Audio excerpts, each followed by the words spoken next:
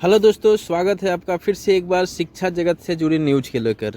दोस्तों, जो transfer posting Bihar में लगातार उनकी प्रक्रिया जारी है, इसी के संबंध में शिक्षा विभाग के अपर मुख्य सचिव एस सिद्धार्थ महोदय ने एक इंटरव्यू में कहा है, पूरी जानकारी दी है कि किस तरह से शिक्षा विभाग में ट्रांसफ़र हो रहा है, किस तरह से आगे की वैकेंसी आएगी। सारी जानकारी आप लोगों को एक इंटरव्यू के माध्यम से उन्होंने दिया है। तो इनका इंटरव्यू हमारे चैनल पर अपलोड है, तो आप लोग देख सकते हैं। और आगे उन्होंने क्या क्या पॉइंट वाइज बिंदु उठाया है, क्या क्या कहा है, सारी जानकारी हम लोग इस वीडियो में जानेंगे। तो चलिए वीडियो शुरू करते हैं और जान लेते हैं क्या है। सबसे पहले उन्होंने कहा है कि 650 शिक्षकों का सर्विस रिकॉर्ड नहीं है, देंगे तो होगा ट्रांसफ़र। तो जैसे कि आप लोग जानते हैं कि सर्विस रिकॉर्ड जो भी टीचर ज्वाइन करते हैं उनका सर्विस रिकॉर्ड बनता है। HRMS पोर्टल पे उनका सर्विस रिकॉर्ड दिया जाता है, कौन सा क्लास के शिक्षक है, कब ज्वाइन किया है,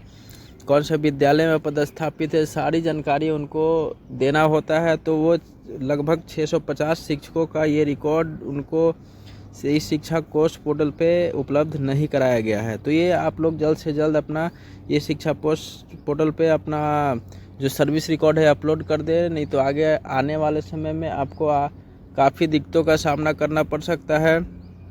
आगे इन्होंने कहा है कि राज्य में जिन 6 कोटि के शिक्षकों का विकल्प के आधार पर जिला आवंटित किया गया है, उन कोटियों के 650 शिक्षकों का सर्विस रिकॉर्ड नहीं मिल रहा है। ऐसे शिक्षकों से सर्विस रिकॉर्ड देने को कहा गया है, जिसके आधार पर आवंटित जिला में स्थानांतरण होगा। साथ ही शिक्षा विभाग द्वारा शिक्षकों के स्थानांतरण में जिला और विद्यालय के संतुलन का ध्यान रखा जा रहा है। अगर रिक्तियाँ होगी तो शिक्षक इच्छित पंचायत में एडजस्ट होंगे। अगर जो आपने विकल्प दिया है, अगर सीट खाली होगा उस पंचायत में, तो आपको वहाँ पे पोस्टिंग दे दिया जाएगा, अन्यथा उसके अगल बगल के पंचायत में एडजस्ट किया जाएगा। तो ये भी हो सकता है कि आप जो 10 विकल्प जो आपने दिया है ट्रांसफ़र के लिए, उसमें अगर खाली सीट नहीं रहती है तो आसपास के पंचायत या ब्लॉक में आपका ट्रांसफ़र कर दिया जाएगा। शिक्षा विभाग से मिली जानकारी के मुताबिक राज्य में दूरी के आधार पर सबसे पहले सक्षमता परीक्षा पास महिला शिक्षकों का इच्छित स्थानांतरण इसी सप्ताह हो जाएगा। तो इस सप्ताह फेज वाइज ये ट्रांसफ़र की प्रक्रिया चल रही है।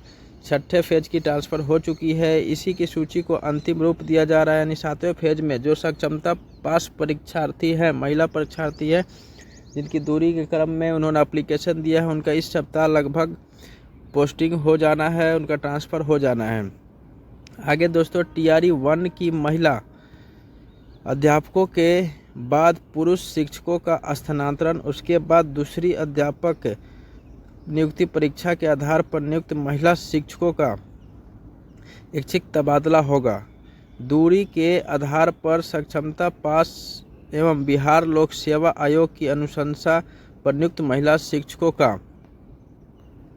ट्रांसफ़र यहाँ पे किया जाएगा। बता दें कि ऐच्छिक स्थानांतरण के लिए लगभग 1,90,000 आवेदन अभी तक आ चुका था, जिसमें से कि कुछ 6 कैटेगरी में अलग अलग फेज वाइज कैटेगरी वाइज बनाया गया था। तो उनमें 6 कैटेगरी का ट्रांसफ़र लगभग हो चुका है, जिसमें पति पत्नी का विकलांगता के आधार पर, रुग्णता के आधार पर, दिव्यांगता के आधार पर उनका पदस्थापना हो चुका है।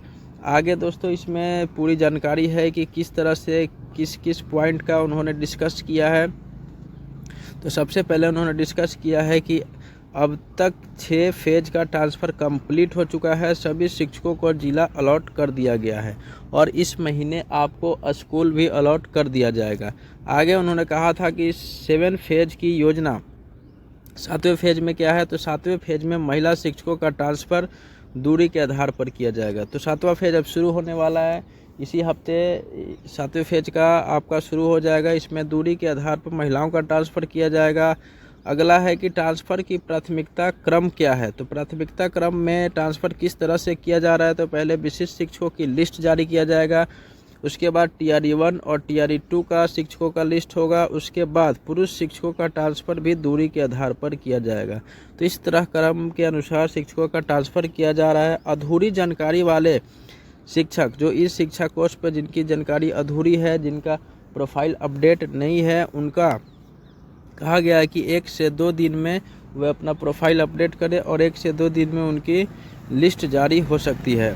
आगे उन्होंने कहा है कि इस शिक्षा कोर्स पर जानकारी अधूरी जिनकी है वो अपना जानकारी अपडेट कर दे, उसके बाद उनका ट्रांसफ़र हो जाएगा। दूसरी बात उन्होंने कहा है कि पारदर्शिता और प्रक्रिया क्या है, तो पारदर्शिता इसमें बढ़ती जा रही है।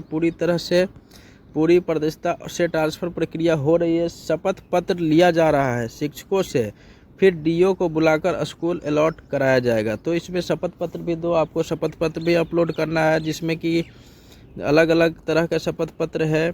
लास्ट उन्होंने कहा है कि क्यों हो रहा है फेज वाइज ट्रांसफ़र।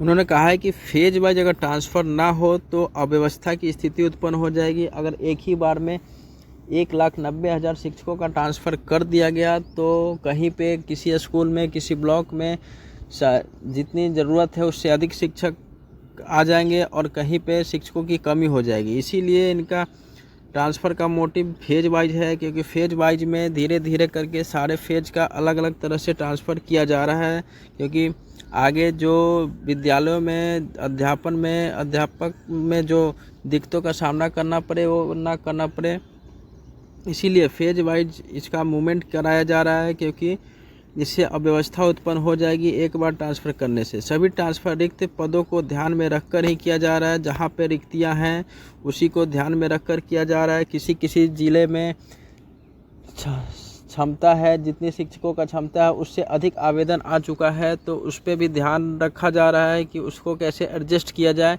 तो इसी तरह से सारे आपका ट्रांसफ़र इस महीने के लास्ट तक होने की संभावना है। तो इससे जुड़ी कोई भी न्यूज़ आती है तो हमारे चैनल को सब्सक्राइब कर ले, क्योंकि आपको हमारे चैनल पर उपलब्ध हो जाएगी।